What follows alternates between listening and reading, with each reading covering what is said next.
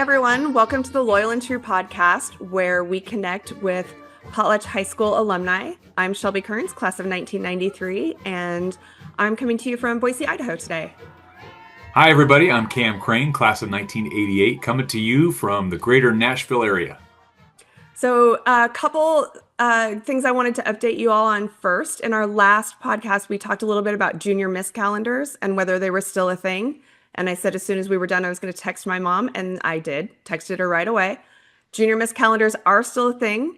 My birthday is still on them. So come on. For everybody who didn't know that, you need to figure out how you buy a junior miss calendar. You need to buy one and support the program. And then you need to look up my birthday and send me a present next year. That would be great. This is our first podcast. You know, when we launched this, our first guests were really close friends of ours who were very kind to be our guinea pigs. And this is the first podcast we've had that is with somebody we didn't know before we got on here today. So that's very exciting for us. And I'm really excited to welcome Zac Dockins, class of 2017. Zac, where are you at right now? I'm in Eugene, Oregon today. Eugene, Oregon. That's fantastic. I'm glad to be here. I didn't know I was the first outside guest. I'm excited now, even more excited. No pressure. No pressure. You're our first person that we couldn't rope into just based on the fact they're our friends and they had to join us for whatever tomfoolery we have, for decades that we've been planning. So it didn't take much. Yes, and the youngest Zac, and the first goatee, a lot of firsts here, perhaps, first goatee, first glasses, New audiences, we're cracking new markets. New demographics. Yeah. Zac, I'm fascinated by your story. And would love to hear a little more about it. So we have something in common. We have a couple things in common besides, of course, being PHS graduates. We both went to Boise State. Absolutely. And, so I'm curious. I'm not holding it against either one of you. Yeah, we got a vandal there. Hardcore vandal right there. So that's really against the grain. At least when I did it, it was very contrarian to have that point of view, and to let alone have that point of view, but secondly, go actually do it. Would love to hear your story about how you chose Boise State.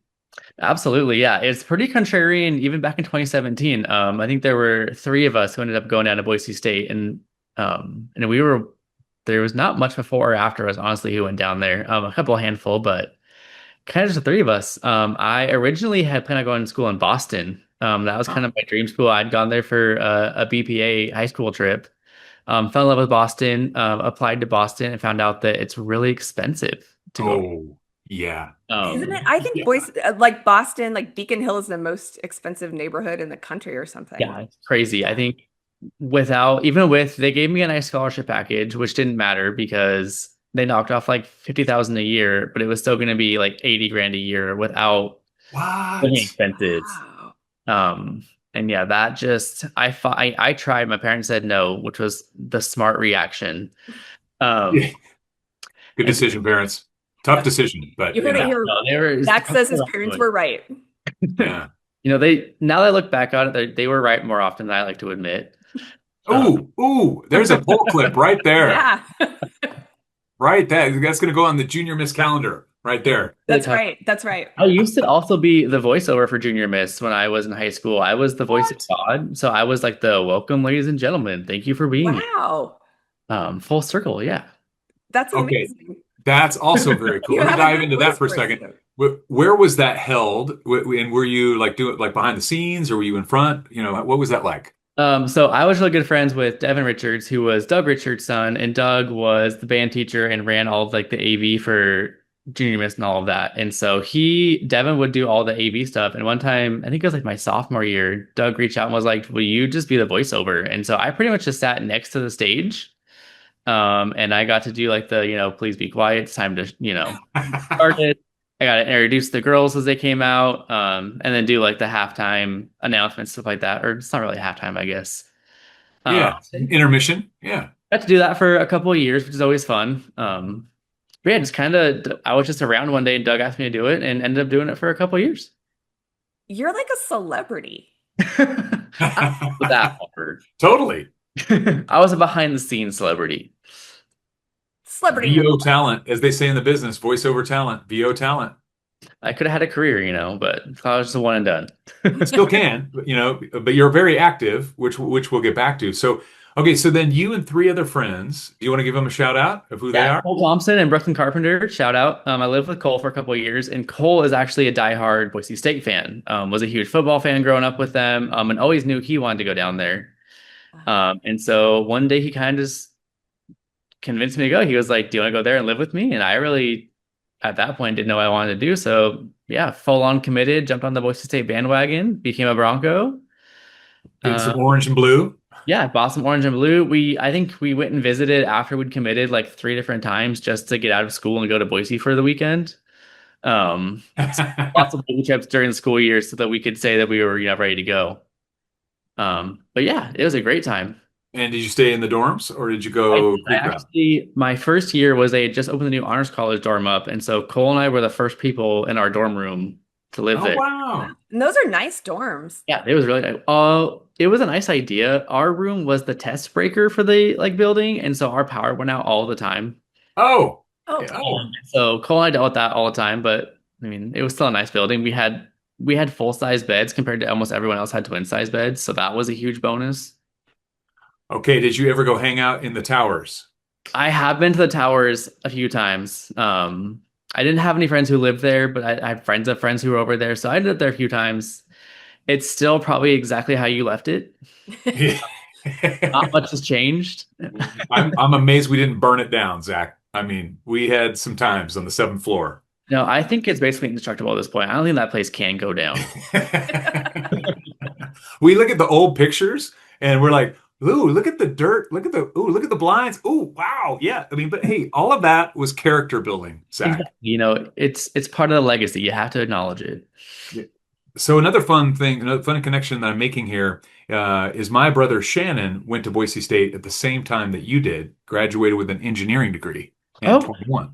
And then how about that? I don't think you probably ever met him because I was not smart enough for engineering, so I really didn't go on that side of the campus too often, but it's a great program. Yeah, it is. It really is. So post Boise State, then take us from where you went after that. Yeah, so I went into Boise State originally thinking pre-med, so I was going to go to med school and all of that. Realized quickly that I don't like science, blood or needles, and so that really detracted from the med school route. And so went into instead, I got my degree in psychology, marketing, and nonprofit management. It's kind of a build your own degree they do at Boise State. While I was in school, I worked for Dutch Bros Coffee. I was a barista from 2018 up until 2020-ish, and then got promoted through the ranks at Dutch Bros and was an assistant manager towards the end of 2021. And my boss got asked to move to Texas to open up some no stands in Texas. She knew that I was graduating somewhat soon, and so she was like, "Hey, you're a Cowboys fan. Do you want to move to Texas with me?" And kind of on a whim, just decided to move to Texas. So I said yes, and within about 2.5 weeks, almost exactly 4 years ago now, picked up and moved to Texas in the middle of July and August, which was the worst time to move anywhere, especially Texas. Yeah. But yeah, so then I worked down in full-time in Dutch Bros in Texas for about 2 more years. Got to open up about 3 more stands in the Dallas-Fort Worth area. Got to see a Cowboys game while I was there. It had to be awesome. Yeah, that would be really cool. Dutch Bros paid for it too because it was a leadership bonding event. So even better. Yeah. Yeah, and then worked for Dutch Bros for a couple more years, and then once I graduated and kind of figured I should move into like a big kid job, worked for University of North Texas Health Science Center for about 2 more years in admissions. So I worked in admissions for med school. So kind of full circle, went from thinking med school to working for med school. Wow. Got to travel a ton with that job. I was on the road at least once a week or once a month, if not more. And I would go all over Texas. I got to go Washington, D.C., Seattle, California, Florida, whole bunch of fun places with them on their diet. Yep. So yeah, I worked for the School of Public Health originally. And then towards the end of it, I was the assistant director of admissions and worked with the undergraduate program. We had 2 undergraduate programs that we had started at the grad school level. And so, yeah, we're just running around recruiting different schools and a lot of community colleges and within Texas. But yeah, a lot of huge events all around the state. So yeah, it's a super fun job. Loved working in admissions. It was a really great time. And then ended up moving back to Eugene, or actually to Eugene for the first time back in October of last year. Had some personal life changes in Texas, decided I was ready for a different setting. Thought that the Duck sounded like a fun school to root for a little while. Yep. Actually, when I moved Colors here, probably seemed a little bit familiar. yeah, Eugene's not too far from Potlatch, and it's not too similar or too different from Boise. Honestly, it's just a little bit smaller, but really fun little town. My first weekend here was college game day. Oh, Wow. They did that, the Ducks versus, I want to say it was like the Ohio State game. So my first experience like in town was just everyone's going crazy. Yeah. Times, super great times. Worked for Dutch Bros a little bit while I was here just to move in because it's so big over here and I had some experience. So worked for them part-time for a few months, and then in January of this year started working at a nonprofit called the Fanconi Cancer Foundation, and they are a kind of smaller nonprofit that really researches Fanconi anemia, which is a really rare blood disorder. And the old president of the University of Oregon, Dave Frohnmeyer, two or three of his children had FA and passed away from it. And so he is actually the founder of this organization, he and his wife. And he is also like the old, he passed away a few years ago, but he was the Attorney General for the state of Oregon for a couple of years, was the University of Oregon president for a half dozen years, and his wife's also been really involved in politics in the university. And so it's a really cool family to get to know. And yeah, I've done fundraising for them for the past 7-ish, 8 months. And then as of today, I'm moving to Denver, Colorado to get my master in social work. Wow. Breaking news, guys. That's right. Yeah. Told my family my job, and that's it so far. So you are the first to hear. What led you to social work? I think I've always been interested in going into like the counseling field. And then I started looking back at all the jobs that I've had and the things that I've liked about those jobs. And they've all been very social work adjacent, where I'm working with like the students or working with the customers and working with, kind of helping the employees grow, because a lot of them are high school age, and kind of working like personal development with them. So yeah, all the jobs that I've had that have been more people focused, I really enjoyed the social work aspect of that. And then kind of just on a whim decided to apply for a program. Didn't think I was going to get in, and then found out last Friday that I had gotten in. And so congratulations. Yeah, congratulations. That's so exciting. Yeah, I'm really excited. So yeah, I put my 2 weeks in today, and I will be moving the last week of August because I start the 3rd. Oh, that's fast. That's very fast. It's going to be a huge pickup and turnaround. It's kind of crazy. Wow. Have you spent a lot of time in the Denver area? Oh. I have passed through Denver a few times. I drove through there on the way to Texas my first time. And then on the way back, stopped there for a night as well. And I've been to the Denver airport, but beyond that, have not spent too much time in Denver. But they're also a Broncos team, so it can't be that bad. Yeah, you can repurpose some of your orange and blue. Exactly. And like it sounds like you love to explore new places. So you'll probably really enjoy that. And really exciting. Yeah. It's such a beautiful spot, and clearly people love it since it's growing so fast. And yeah, I'm a big fan of just kind of picking up and moving on a whim, apparently. I didn't think this was going to be my life plan, which is just kind of every so often throw a dart at a map and go there. But so far it's worked out, and it's been really fun. Now, in regards to that, Zach, were you in Potlatch growing up exclusively, or did you travel around a lot when you were growing up? I got to travel quite a bit. Grew up, born and raised in Potlatch, same house. My parents still live in the same house I was raised in. Oh, that's awesome. But we got to travel a bit. My mom was the volunteer coordinator at Gritman Hospital, and so she would do some trips. She got to do some like volunteer conferences in like California and Florida, and so we'd get to go with her.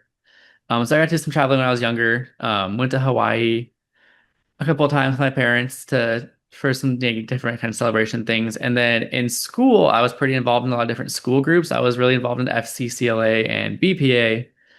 And I got to go to nationals for both of those organizations a couple of different times. So I got to go to... What are those? Sorry to interrupt you. Oh, no, you're good. FCCLA is the Family Career Community Leaders of America. It's the FCS leadership group. So it used to be kind of like the home ec, but now it's much more public speaking, leadership, but a lot of it is still kind of based in like the FCS coursework. Okay. So I don't know. He probably would have had like Betty Sawyer. We did not have Betty Sawyer. No, Okay.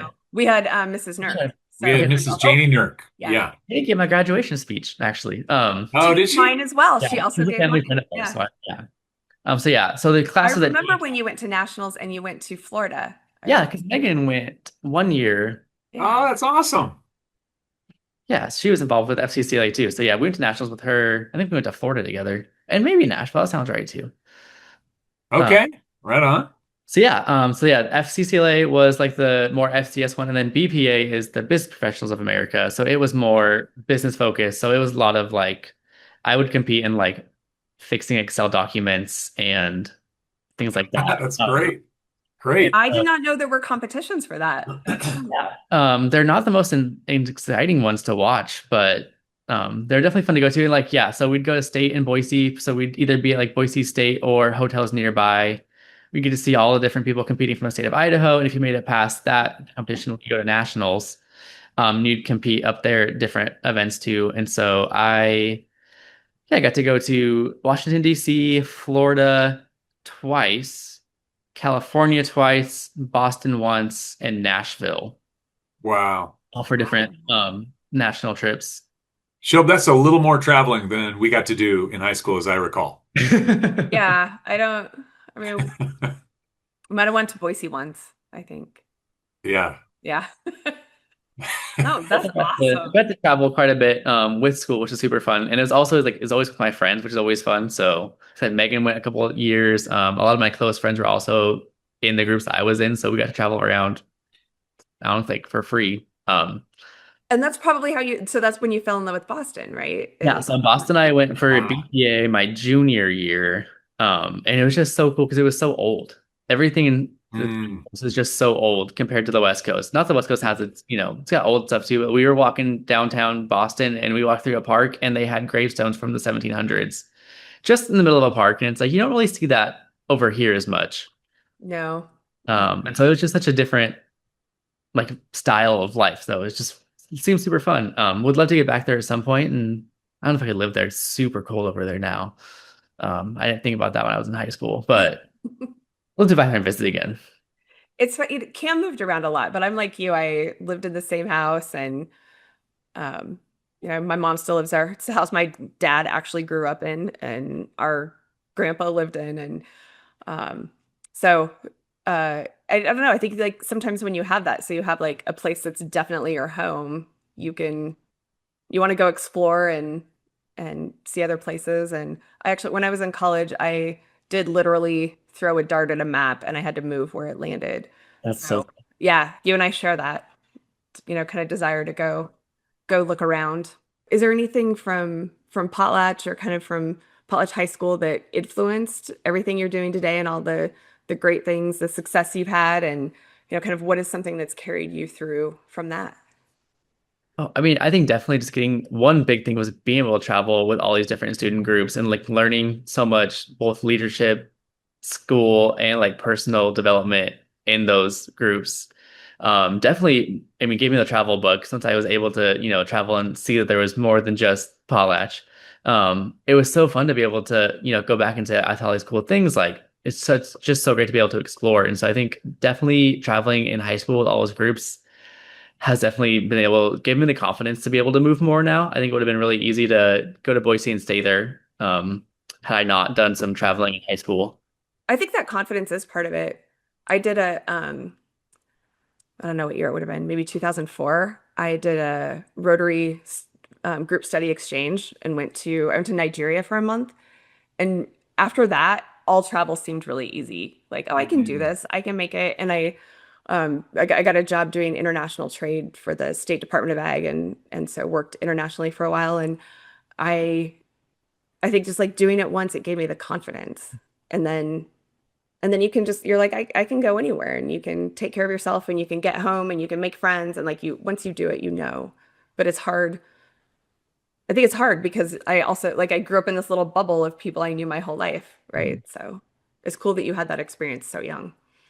Yeah, no, it was super great. And then I think also I think being in a small town is so nice growing up because on the flip side of everyone knowing everything about you, everyone knows everything about you. Like it's such a nice, like you have such a big community around you that you're not scared to fail. If you do fail, you always have that town to lean on. And our town is so good about supporting everyone there. And so I think, yeah, growing up in kind of a smaller town like that gives you that kind of fail safe that you have the kind of confidence to go out and venture because you know that even if you come home, it's still your home. I think that's a lot harder to get in the kind of the bigger classes where you don't know everybody. It's nice to be able to say, keep in touch with everybody and know everyone. Yeah, and you have like it's a different level of friendship when you've known that person your entire life and they were in your class every single year, and it's like you just, I don't know, whenever I run into somebody from college or that has a college connection, it's like this immediate. Cam and I talk about that all the time. Like it's kind of this immediate, and in fact, it's kind of I think what led us to do this is how much that carries through if you have that. It doesn't matter if you graduated in the 70s or 2025, everyone's just has a connection. I am so happy to hear that, Zach. Having grown up there just a few decades ago, and to hear that value is still there. That the social fabric, the psychological influence of, hey, it's a small town. We'll catch you if you fall. So try everything.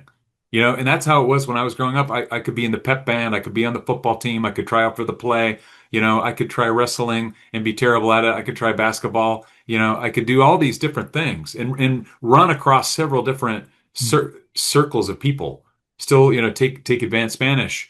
Go down to Idaho Business Weekly, and it was kind of expected. Like, yeah, do your thing. Do that's all your about thing. small towns is, especially being in Texas for a couple of years and seeing it like in Texas, you're a one sport kid or you have like your niche. The band kids, you really don't get the opportunity to do. Because in college you can be a three-sport athlete and be in band and do theater and be in student groups, and there's so much you can do. And it is kind of encouraged to be involved. I think that having the freedom to defined by one thing, because you're like, oh, I'm a, you're like, oh, were you, I don't know what, like, were you like they always talk about band geeks, like were you a band geek? Well, yeah, but I was also on the football, I was a football quarterback too, because it's the same, you're doing all of it, so you're you're all in one.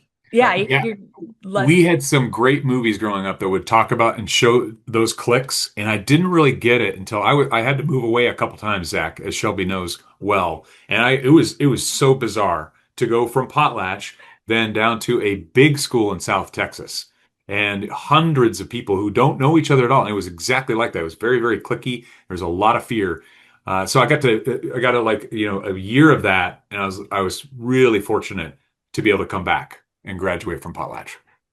Yeah. No, people always ask if you're like popular in high school. And it's like, it's really hard to tell in college because you're really not popular. It's not like a celebration of that. Like everyone knows you anyway. So it's like, popularity. That's a good point. Like, popularity. Like, did everybody know you? Yes. You can tell everybody, I was super popular. Everybody knew me. Everybody knew me. And everybody else. Them all. Like, let's do that. Somebody asked me once about knowing people. Did you know people older than you in school? And I was like, well, I mean, I was related to all of them. So yes. Yes. Did you have a favorite teacher? I feel like I can't call them out. They were all great, first of all. I won't say anything bad about anyone. But Mr. Potter, probably by far my favorite. When I got asked this question, we did like an early thing, and I also called out Mr. Potter. I couldn't think of like really my favorite, but he's so great that. Yeah, and I ran country. I mean, some sixth grade through senior year, and he was the coach for all of that. And so I had Potter before I was even in high school. Wait, what did he coach? I missed it. Country. He was a country coach. Cross country. Okay, gotcha. And so, I'd known him forever. And his son was actually in my class as well, Bryson. Oh, yeah. And so, Potter still will text me about once every 6 months and just say, like, hey, how are you? How's life? And I'll say, good. How are you? And he'll say, good. And I'll say, how's everything else? And he'll ignore me for 6 months and then text me again and say, hey, how are you? That's great. Yeah. He used to send me tweets every once in a while. He slowed down on that a little bit. But teachers who would just like with no effort just always would reach out and check on you. I mostly connect with him on Instagram, and it's mostly him saying, you're making me feel old every time I post something. Like I still shamelessly flirt with him because everyone flirts with Potter. It's just kind of like a rite of passage. And so Really? I'll still like put him on Instagram posts and call him cute because he just he needs that support, you know. You gotta build him up. Build him up. Yeah, he needs it. Yeah. I love Yeah. that. Well, no, you know, he's got to tune in now to this episode. Come on, you know? I'll have to call him. Yeah. In Yes. addition to our mothers, we have a fourth viewer for this. Yeah. I know I shouted out Doug Richards earlier. He's the principal now, but he was also a great band teacher growing up. So I mean, Was he the principal and the band teacher? no, he got principal a few years ago and gave up. Okay. But he was my band teacher from kindergarten through 12th grade. Wow. I think, yeah, he taught for 25 plus years before he was in principal. Wow. I think So I must have just missed him.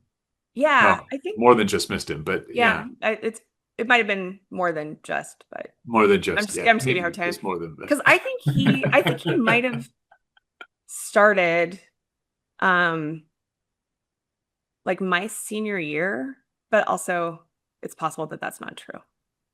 I can't remember. I was not in band, so I can't remember. Sure. Maybe if he listens to this, maybe he'll tell us. Right. Did you do pep band as well as marching band, Zach, and then concerts, the whole thing? I was part of the jazz band for a little while. I was in band pretty like as a class up until my junior year, and then I started taking some dual credit classes and had to give up some of the fun ones. But I was in pep band every year. I played basketball my first 2 years of high school and then didn't, so I was in pep band for basketball. Played for football as well. Not in football. I played for the band in football. I was too small to play football. Yes, I was in pep band. I did the jazz festival with them when they competed throughout high school. So yeah, I was pretty involved with the band. Played the saxophone. I probably could try to now and it would not go well. But yeah, I loved it being in band. It was always fun. All my friends were also in band because it was all of like Doug's kids and his friends and our friends. So it was a great time. Oh, that sounds fun. What makes you nostalgic for all of that? Or, do you ever think back and kind of get nostalgic, or maybe that's just what happens later? Yeah, I was reading the questions you sent me, and one of them was kind of like, yeah, what do you miss? And I was like, I don't know if I necessarily would miss high school as a whole.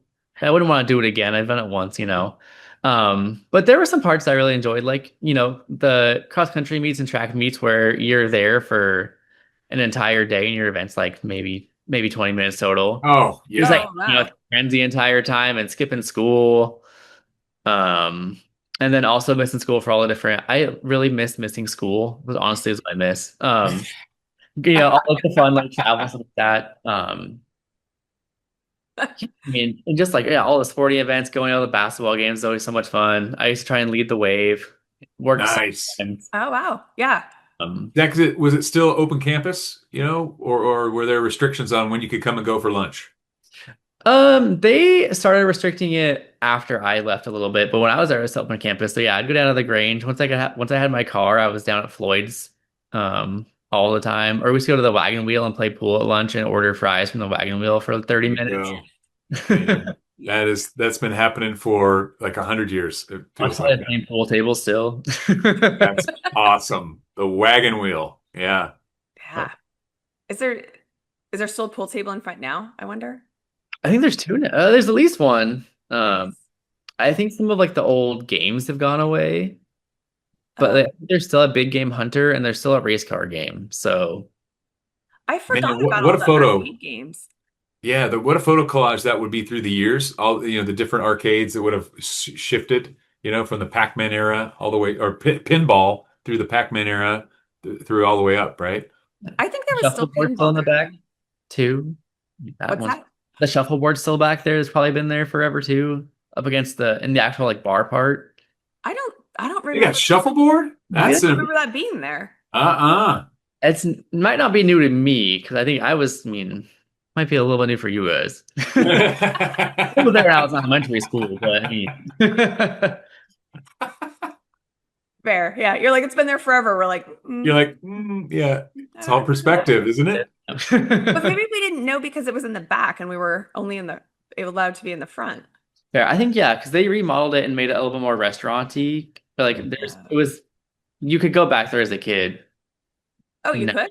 yeah, You because could go now back there for the bathrooms, but yeah, no, it's open now. They have a lot more like table, and they have like serve more food now than they might have used to. So maybe it's you more could go family back there if you friendly. were with parents. That could be true. Yeah, I feel like that's true. Yeah, that could be Yeah. true. Otherwise, you wouldn't dare. Family Unless you had to now. use the bathroom and get back out, Yeah. real quick. I also try to think about potlatch in the day of phone use. What was it like having a cell phone? What were their rules like at that time? Oh, see, I mean, not like early in the cell phone group, but I got my first cell phone when I was in seventh grade or maybe sixth grade. Um, and that was right when they started to get more popular. And so at first it was very much like leave it in your backpack, don't even bring it to class. Especially when I was like sixth grade, it was like leave it in your backpack. It's only for emergencies. Once I got into like seventh, eighth, and older, they definitely tried to crack down like the no phones in class, but that didn't work very well. Um, but I mean, it wasn't. I mean, I think iPhones weren't really like super common until I was like probably a sophomore. Get used a lot of it was like when I was early junior high, it was like the flip phone stuff. So early you couldn't like play on it a ton. Oh, You got yeah. like Snake on there maybe. Um, Oh, yeah. I remember Yeah, that. there was like you really couldn't play on it too much. But definitely towards like when I was like probably sophomore and above, it was just please don't be on it while I'm talking to you in Yeah. the classrooms. Some teachers were more strict about it and had like phone baskets. But then kids would always find a way around that too. And so it was a kind of a fighting and losing battle, but I mean, I don't think it was really like too much of a distraction. People still got their stuff done and they were gonna find other ways to mess around anyway. And so I think the phone just gave them another outlet for it. I mean, we didn't have cell phones, but we found plenty of ways to mess around. So I think you Yeah. really hit the nail on the head that True that. yeah. Yeah. It was just one more distraction that was easier to get to. Um, but yeah, no. It wasn't I don't think it was ever like a huge, huge issue. I don't, it's funny because we would go out to the multi-purpose room and you'd call home and then you would like click the like when you'd hang up and then your parents would know they were supposed to call you back or whoever you called, they would know like that was the signal to call that payphone. And I wonder if now that payphone's even there because people just have cell phones. But there would Don't be a line of people, or like there'd always be somebody talking on it, and you'd need it, or you'd be trying to, and you would just call it. Like sometimes you'd just be, even the school day, like walking through the multi-purpose room, and it would ring. Do you remember that, Cam? And you just answer it, and somebody, You'd answer it. yeah, I want to talk to Mhm. Cameron, and you'd be like, oh, I'll go get him, and you'd like walk around the Yeah. school and find the person, and Shelby, that's a great recall. I forgot all about that phone. It was right over there where the concession stand would be during lunch or during breaks. Is yeah, that why a big pole is there that seems like really out of place? it wasn't it no, it was like when you walk in the door, so if you're walking in from the parking lot, it was just right on the left Hmm. in the Oh, corner. Like it was oh, I think that's where all the trophy booths are at now. Oh, okay. yeah, there was a trophy booth on the on the right-hand side. Okay, yeah, because there's like that kind But of you cut probably out. have more trophies now, so But yeah, that's where they've added some more trophy booths because we've won some things since you guys have left, I guess. that good job. Good job. It's amazing how that keeps happening, Yeah. Zach. It keeps piling up. Probably more so after I graduated, for sure, proportionally. Yeah. Yeah, Yes. you'd have to take some stuff down, I guess, if you weren't going to build more cases. Yes, I Right. guess so. Well, I guess that I'm fine with the phone being replaced with some trophies. That sounds, Yeah, there's worse things to replace it with. yeah, that seems legitimate, but that was, I mean, that's a hard thing to try to explain that we used to do, even like why we would have to do that. But I know the only reason I can like know that is because we have a rotary phone at my parents' house still that's like hooked to a landline and it's like the old like you had to do like really, the nine and then like the actual does it make Whoa. that noise like you dial it, then it's like, Yep. Yeah, if I hadn't had that at my parents' house, I think the payphone might have lost me a little bit, not gonna lie. I love it. I love that your parents still have a rotary phone. That is that is a blast from the past. Cam and I had we had party lines. So we still had those when we were young, and so I could go out and or I could like get on the phone and listen to his conversations and try to get all the because I was in grade school and he was in high school and I wanted to know all the dirt. Oh yeah, I had done all the gossip. Yeah. Yeah. Yeah, and you were stealthy about it, Shel. I don't think. Well, was I? I was probably clueless. Yeah. Yeah, I mean, Ty always knew when I did it, so I don't know how you just weren't watching out for it. You weren't Yeah. into the little sister antics, but Yeah. Exactly. You go out to the shop. Yeah. Well, and we were in this place, the weird spot where it was long distance to certain parts, yeah, it was long including distance to call potlatch. potlatch. Yeah, it was just bizarre because we were technically, but then I think we could call Garfield because of where we were. Oh, Yeah, it was just quite a trip there, Zach. I feel like that's like a time machine back to Yeah, yeah. Zach's like, Potlatch oh, time machine. did you also ride in covered wagons? Like, what was happening? and I was home. I was actually in Potlatch this weekend, just for a quick weekend trip. I was talking to my brother-in-law, who also graduated from Potlatch, in like 2001 or two, I think, Ryan Breeze. And he made some joke, and I was like, "Oh, was it black and white back then too?" Like, You should have seen it in color. oh yeah, back in the day. And I was like, "Oh yeah, I mean, were you even allowed to see things in color back?" So they had to pay for that back. That's awesome. Nice, nice. Oh, well, I'm glad to know that, we're not the only ones who get the old jokes from our family because that happens all the time. And it just repeats, right? I mean, we used to be, Zach's age, and we'd hear our parents talking about this stuff and be like, Yep. "Oh my True. goodness, yeah, Back to the Future, yeah, and the Back to the Future days, yeah, right." When you think back on it and like, is there like one thing that you would tell yourself when you were in high school that you wish you would have known, or like a piece of advice, or that maybe you would tell high schoolers now from what you learned? Oh, that's a tough question. Because that was one of those you pre-sent me, and I thought about this, and I was like, I really don't have any good advice for myself now. I'm still trying to figure it out.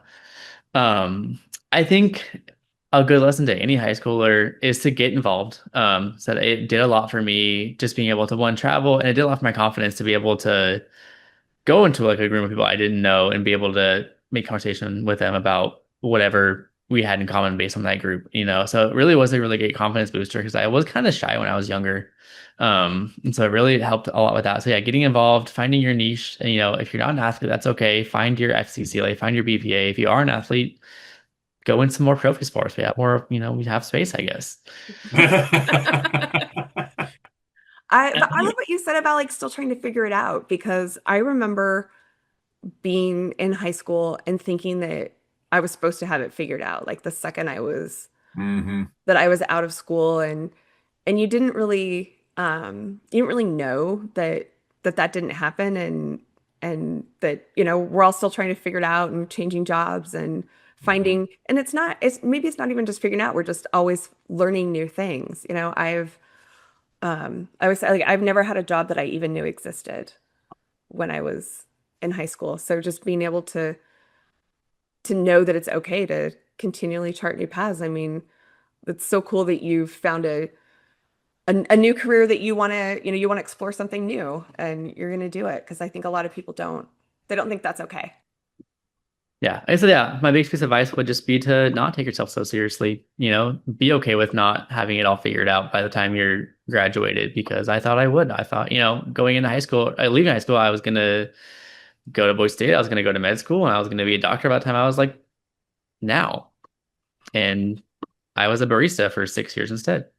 And that's okay. Yeah, I think. Yeah, which also sounds cool, right? Like, it was so much fun. I got to move to Texas and have a whole adventure. And so I think, yeah, just having, and I still like fight myself on that and being like, I am 23, so I should have it figured out, because some of my friends have kids, and then some of them are also still baristas.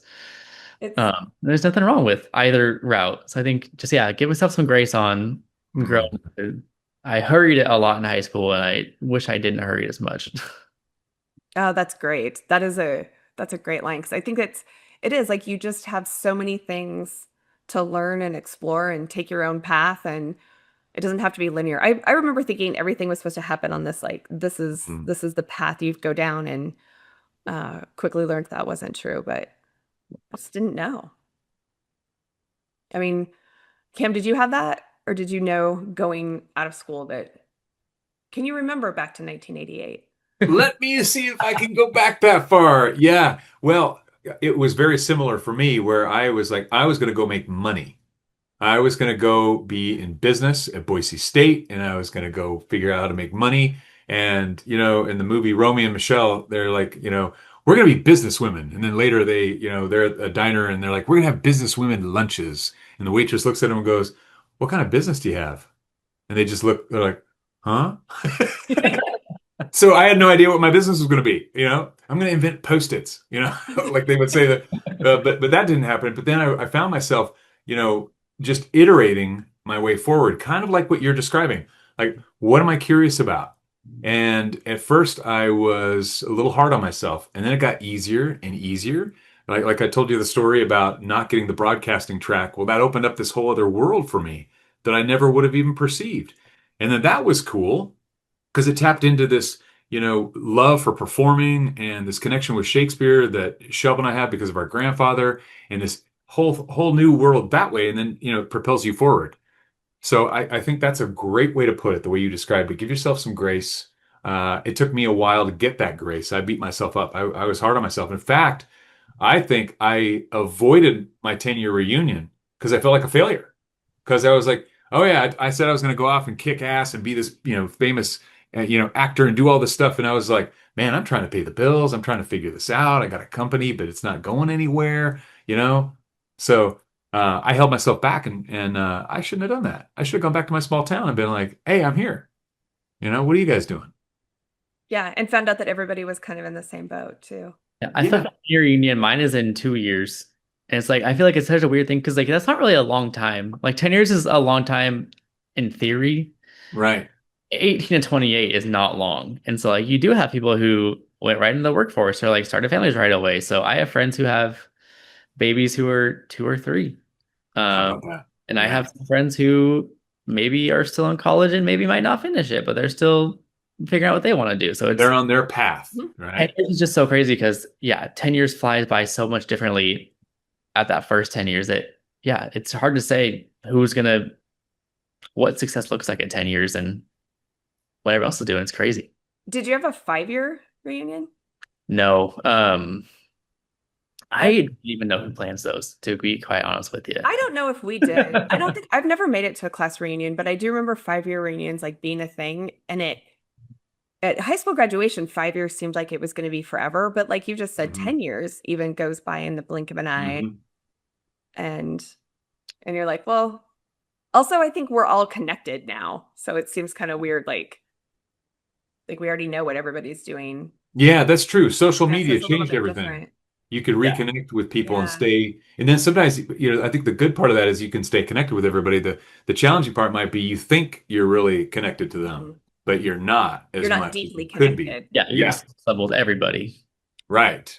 That's why you have to have a podcast. Exactly. For the connects deep people. Yes. That's how it works.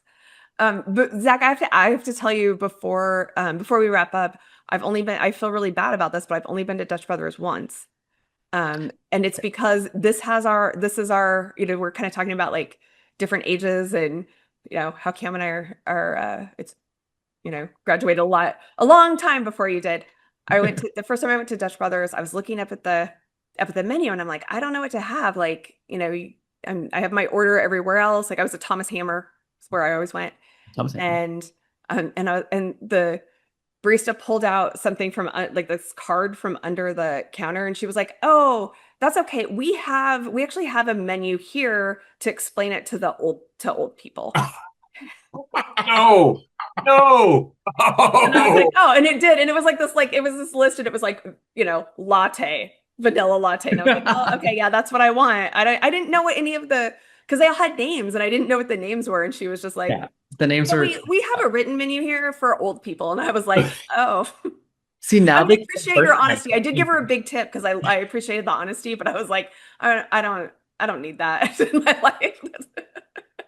Yeah. See, now we call them first timers because then, it's a little nicer. Yes, Yeah. you did some training. You gave people some better Some sensitivity training. Yeah. You're like, no, you want the first timers. Like the old people are the ones that have enough money to tip. So you don't call And them. honestly, older people have the easiest orders because like the younger you get, the more you're like, I want 8 flavors and I want all of this. I love my regulars who come through. I used to have an older guy. He was probably in his 70s, and he would come through every morning at 5:30 and get his black Americano with 2 ice cubes. Like, And he took $2. I simple. was like, that's your drink takes me 3 seconds to make, and I love doing it every day. That is a coffee with cream. And we also don't really veer. It's like at some point we adopted a coffee and it became our whole identity, and we don't branch out. You lock in. You lock in. Yeah. Oh, yeah. No, have regulars and he'd come through line and we'd be like, all right, you can start that one. And so, yeah, they get to the window and their drink's already ready for them. They haven't even ordered yet because, yeah, they come through every day. And look how great they feel that you know them. You know, that's a small town thing. Yeah. That's that connect. I know you. I see you. I get you. You're so right that that's a small town thing, because I will go to the same place, even if it's not that great. I'll go to it over and over because I really like the fact they know my order, they know my name. They'll be like, hey, where have you been? You haven't been here for 2 weeks. Did you go on a trip? And it must be kind of a small, like you want your cheers, right? You want to go where everybody knows your name. So Zach, I could see how you were perfect at that. Welcoming people, remembering people, probably being as a colleague too, training people, all the background that you described. I could see that. It was tons of fun. It was, if I could afford to work at Dutch Bros forever, I absolutely would. Well, all of that has set you up so well for your next chapter. I'm thinking about that for you, and I'm so excited for what you're going to do next. And you got to keep us posted, man. You got to let us know. And it is like people are the through line of everything that you're doing, which I think is really cool. Yeah, like you can, really, you can just trace that through, and it's probably helped you find your path of, Yeah, and it's one of those jobs I can go anywhere and do it because they're everywhere now. And also, it's like having the barista skills is everyone needs it. So it's a nice job to fall back on. Yeah, I think it's the way bartenders were in our generation, Cam. Yeah, I think spot on. Yeah, spot on. Probably a little healthier, but yeah, right. Tomato. Yeah. Well, you know what I'm curious about too is Potlatch High School graduates in the Denver area that might want to connect with Zach. Oh, yeah. Anyone's out there? Who's out there? I know Justin Stevens, class of '89. He's out there. He's professor at Denver University. So that's actually where I'm going, I think. So is that right? Oh, really? Yeah, University of Denver. Denver, they kind of interchange it because they go by DU, but it's University of Denver. Yeah. But yeah, that's where my grad program is going to be. That's awesome. I will happily connect you. Yeah, Cam, you got to connect them up. There's got to, and I mean, there has to be other college grads there. So hopefully hopefully of the 4 people who have identified who are definitely tuning in, one of them. That's right. All right. If you have the 6 degrees out from that, we got 24. Is my math right? That's right. Is my math mathing? Tracks. I think that works. Tracking. That works. All right. Cool. Well, I guess before we wrap up, is there anything, a memory or something you want to share about your journey, or just, really anything that has you excited that you want to talk about? Besides announcing your move, which is super exciting. Yeah. I was trying to think of a fun memory from Potlatch. I think it's the one people will relate to because it's Mr. Nitzy's last year teaching this year. What does Mr. Nitzy teach? He was the math teacher, and he's been there. He taught my sister who graduated in 2000. So you guys just missed him. But he's retiring this year, and he is the nicest guy, but he can be kind of a grouch sometimes. And we used to mess with him constantly. We at one point convinced him that his clock was broken, so we'd go in his class and change the clock back like 5 minutes, and he would replace the batteries like over and over again. And he was just so fun to mess with. And so that's one of my favorite memories is him like absolutely losing it because we convinced him that his clock was slow for months. And he went through like 7 pairs of batteries trying to fix his clock. And finally we like fessed up and we were like, we've been changing it. And he was so mad. So shout out Algebra 2 class. But he was he wasn't quite OCD, but he was very particular about how he had his things. We would all like move things on his desk a lot of times, just like an inch or two, just to see if he would notice. So yeah, he was always fun to mess with, and he liked us because we were a decent class. So he let us get away with probably too much. He's probably picking his battles, right? But yeah, I love that. How fun. Maybe he's going to send you guys receipts for those batteries. I wouldn't put it past him, honestly. With interest. He's a math teacher with interest. That's actually why Zach has to move every few years, is to stay ahead of Stay ahead of the invoices for the batteries. I'm just praying that Potter doesn't talk to him about this, you know. Yeah. And then outside of that, things that are exciting, go Mariners. They're having a great year. Yeah. I went to Mariners game last weekend for the Boise State alumni game. It was the only game they've lost in the past like 10 games, but they're doing great. Wow. That's my excitement for the year, is that the Mariners are finally going to win the World Series. Sorry, yeah. Great for them. I could get behind that. Yeah, totally. Yeah. I don't know if I'm going to put any money on it, but Yeah, no, probably shouldn't bet on it. No. Yeah. And then also, as a Cowboys fan, I have to say legally that this is also our year, and go Cowboys. We will win the Super Bowl this year. Go Dak. That's in the contract as a Cowboys fan? You have to say at least once a year that it's our year. And we're going to make sure you have a support group for that. Yeah. Yeah. I mean, that's really set you up to deal with life's adversity. Right? It really has. I feel for y'all because, I mean, Cowboys fans are diehard, and you've been let down over and over and over again.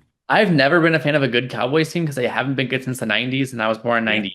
So I've not been able to actually cheer for a great Cowboys team, but I keep hoping this is going to be the year. All right. Well, thank you all so much for this. It's so much fun. Thank you. And thanks everybody who is listening. We always like to sign off with our loyal and true. Loyal and true. Loyal and true.